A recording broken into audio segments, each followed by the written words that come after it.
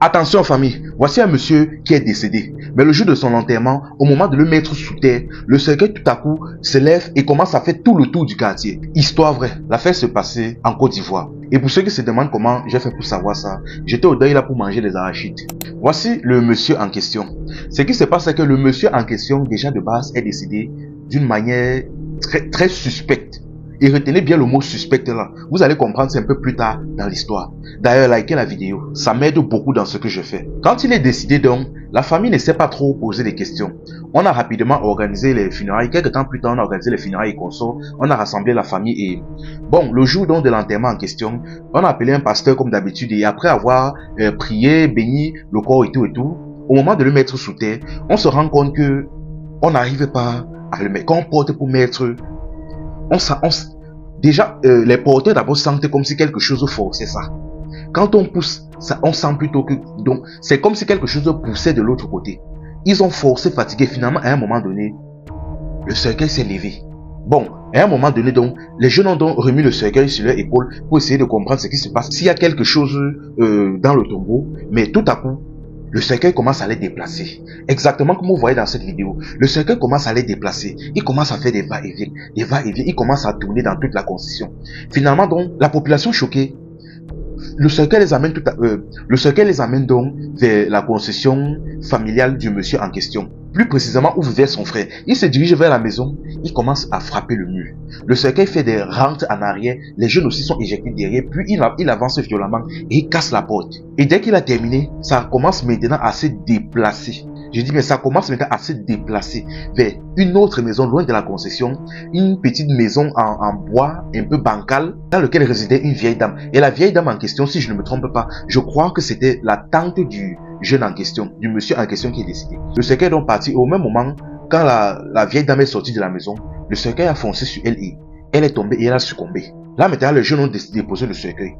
Finalement, après ce qui s'est passé, on a donc compris que la population a donc jugé qu'il y a de grandes chances que ce soit le frère et la tante en question qui soient responsables du décès du monsieur en question. Ou du moins, ça devait être un règlement de compte. Bon, le frère donc du monsieur encore vivant, donc, il était récupéré par la foule. Et après l'avoir mis sous pression, et bien évidemment, après avoir filé quelques socotos, il a finalement décidé de parler.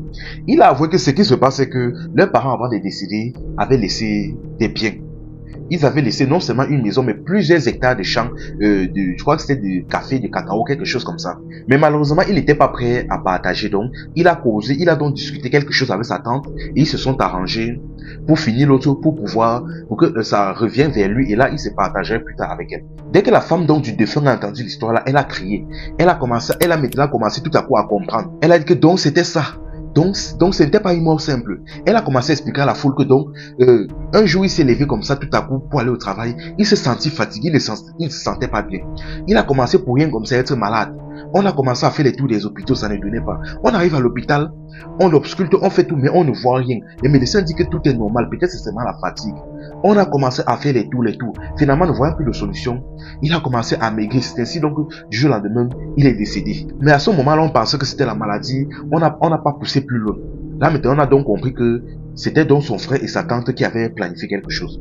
En tout cas, les Ivoiriens en commentaire, c'est vous qui connaissez mieux cette histoire. Donc, si vous pouvez m'expliquer quelque chose, je vous attends en commentaire. Je ne fais que relater ce que moi je sais, ce qu'on m'a rapporté. Mais franchement, la famille, aujourd'hui là, on ne sait plus qui est qui. Je dis bien, on ne sait plus qui est qui. À cause du champ, du terrain.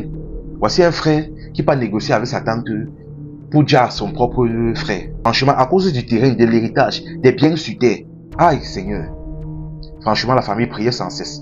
Priait sans cesse. On ne sait plus qui est qui. Ton propre frère, si d'ailleurs ton propre frère est capable de t'organiser, ça veut dire que n'importe qui peut chercher à t'amener pour rien. Aïe, à cause... Franchement, ça fait pitié. Franchement, la famille, ne vous attachez plus. Ne vous attachez plus au bien de la terre, la famille. Ne vous attachez plus au bien de la terre. Parce que comme il est dit sur la Bible, l'argent n'est pas une mauvaise chose. Mais l'amour de l'argent est cause de beaucoup de maux. Je dis bien, l'amour de l'argent cause beaucoup de maux, beaucoup de problèmes. Et aussi la famille, quand vous sentez déjà que le décès d'une personne, ou même du moins une maladie qu'a une personne, semble un peu suspecte, un peu anormale, pardon la famille, poussez un peu les recherches. Poussez un peu les recherches, ne laissez pas ça comme ça.